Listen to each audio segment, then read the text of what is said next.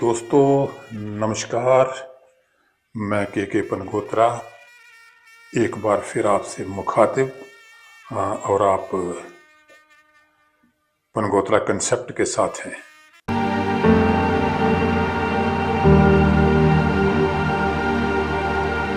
बिहार में SIR को लेकर स्पेशल इंटेंसिव रिवीजन को लेके जो वोटर अधिकार यात्रा थी राहुल गांधी की और तेजस्वी यादव की, वो खत्म हो चुकी है। तो अब सवाल उठ रहा है, सब पूछ रहे हैं, सोच रहे हैं, मंथन हो रहा है कि उसका क्या फायदा हुआ। पर्सनली, व्यक्तिगत तौर पे राहुल गांधी की जो स्वीकार्यता है, जो उनकी एक्सेप्टेबिलिटी है पब्लिक के अंदर, उसमें इजाफा हुआ है। पहले भी मैंने अपने एक विश्लेषण में कहा था कि उनकी एक्सेप्टेबिलिटी जो है वो बड़ी है। वो काफी स्ट्रगल की है राहुल गांधी ने, यानी कि एक तरह से वो आग में तपे हैं और उनकी छवि सुधरी है, वो सोना हुए हैं। पॉलिटिकल मैच्योरिटी जो है वो उनमें आई है। व्यक्तिगत तौर पे भारत जोड़ो यात्रा की बात करें तो उस यात्रा से भी उनको लाभ हुआ और पार्टी को भी, कांग्रेस को भी लाभ हुआ, और ये उनकी स्ट्रगल का ही परिणाम था कि 40-44 से लगभग 100 के पास कांग्रेस पहुंची।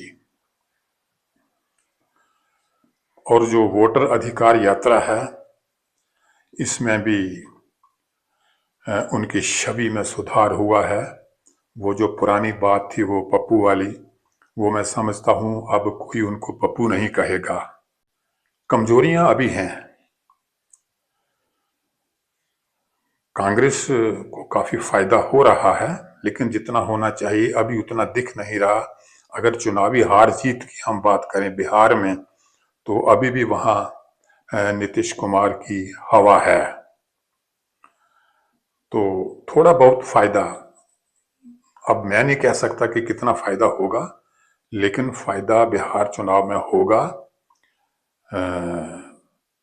लेकिन इतना नहीं होगा, इतने की उम्मीद नहीं कर सकते कि बहुत ज्यादा फायदा होगा। नीतीश कुमार अभी दम रखते हैं बिहार के अंदर। और फिर दूसरा, ऑर्गेनाइजेशनल लेवल पे कमजोरी है।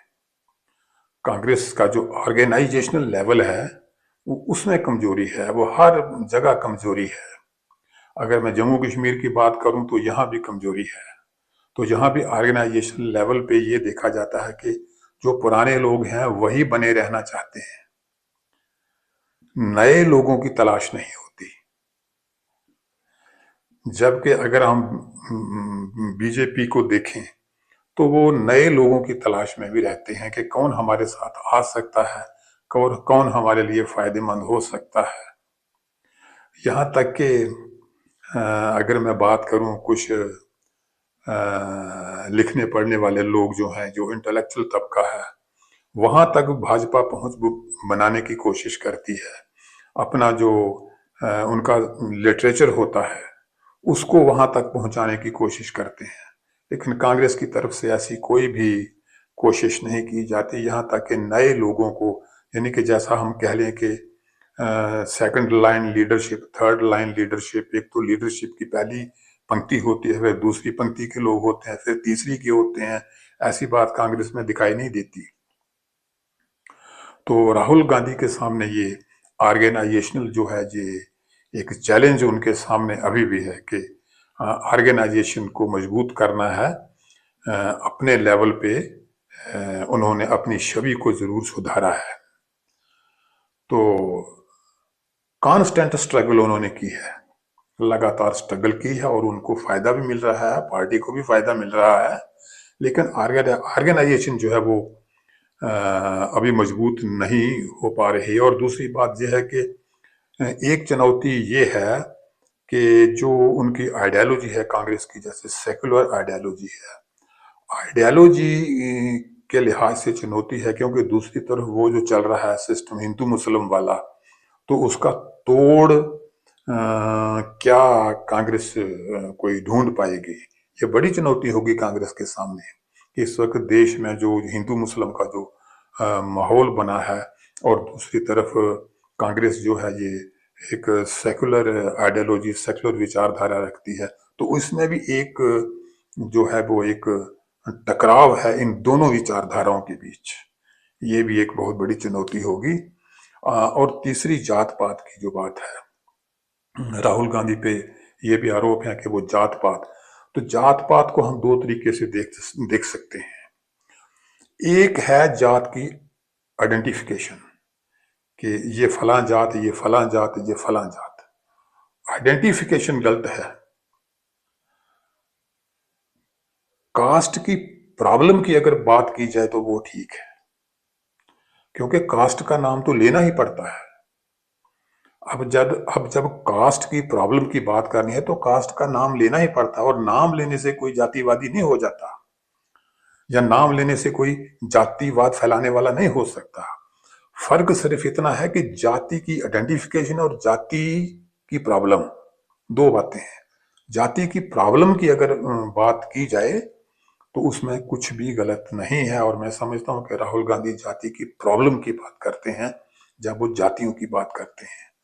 तो इस तरह से देखा जाए तो अभी और काफी कुछ करना बाकी है। एक बहुत बड़ा चैलेंज है। तो ऑर्गेनाइजेशनल जो है चैलेंज जो है ये अभी भी है। तो मैं जम्मू कश्मीर की बात पहले भी कर रहा था, अब भी कर रहा हूँ कि जम्मू कश्मीर में जब पिछला विधानसभा इलेक्शन हुआ, कुछ ऐसे लोगों को टिकट दे दिया गया और कुछ योग्य लोगों को टिकट से वंचित रख दिया गया।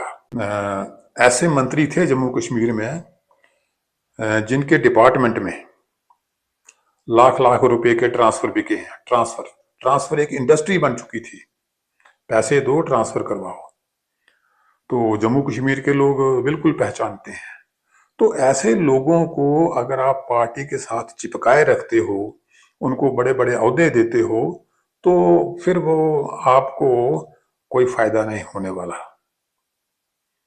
ये नहीं है कि जो पार्टी के बड़े बड़े ओहदे पे बैठे हैं उनके कहने पे आप किसी पुराने मंत्री को, किसी लीडर को आप पार्टी में रखोगे। अरे पहले उसका काम देखो कि जब वो मंत्री था कैसे काम हुए थे, कितना भ्रष्टाचार था उस वक्त। और मैं समझता हूं कि 2014 में जब भाजपा जीती तो कारण क्या था कांग्रेस के हारने का? कांग्रेस के हारने का कारण सिर्फ भ्रष्टाचार था। और आज भ्रष्टाचार मुद्दा नहीं है, क्योंकि लोग समझ गए हैं कि भ्रष्टाचार अगर तब था तो भ्रष्टाचार अब भी है। ये जो पुल टूट रहे हैं ना, ये भ्रष्टाचार की, इसमें भ्रष्टाचार भी एक कारण है। तो भ्रष्टाचार खत्म नहीं हुआ, चाहे कोई जितना मर्जी कहे कि भ्रष्टाचार खत्म हो चुका है, भ्रष्टाचार अभी भी है, तब भी था। लेकिन अब भ्रष्टाचार मुद्दा नहीं है, अब मुद्दे कुछ और हैं। अब बेरोजगारी के मुद्दे हैं, महंगाई के मुद्दे हैं, बहुत मुद्दे हैं। तो ऑर्गेनाइजेशन लेवल पे कांग्रेस को मजबूत होना है, चाहे कांग्रेस का जो बॉडी हो, चाहे वो डिस्ट्रिक्ट लेवल की हो, चाहे वो स्टेट लेवल की, चाहे वो तहसील लेवल की, नए लोगों को निकाल के लाना होगा। हमारे पास बड़ा इंटेलेक्चुअल तबका बैठा है और भाजपा उन लोगों को ढूंढ ढूंढ के लाती है, उनको मौका देने की कोशिश करती है कि आप आइए, आपकी जरूरत है। लेकिन कांग्रेस के पास अभी भी एक कमजोरी है, अभी भी कांग्रेस उसी थ्योरी पे चल रही है कि वो जी मैं लीडर, बस मैं ही लीडर, कोई दूसरा ना आ जाए। तो ऑर्गेनाइजेशन को मजबूत करना होगा, नए लोगों को ढूंढना होगा, उन्हें साथ लाना होगा। तो ये कमजोरी कांग्रेस में है।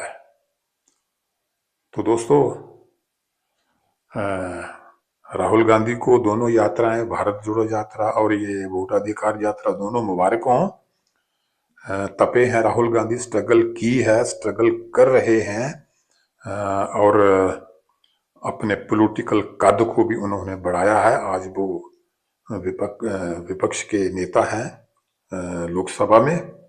तो जाहिर है कि उनका कद बड़ा है, इससे आगे भी उनका कद जो बढ़ेगा, लेकिन चुनौतियां अभी बहुत ज्यादा है। तो दोस्तों, पनगोत्रा कंसेप्ट को आप सब्सक्राइब करें, और अपनी राय भी आप जरूर दिया करें। तो आज के लिए इतना ही, इजाजत दीजिए, नमस्कार।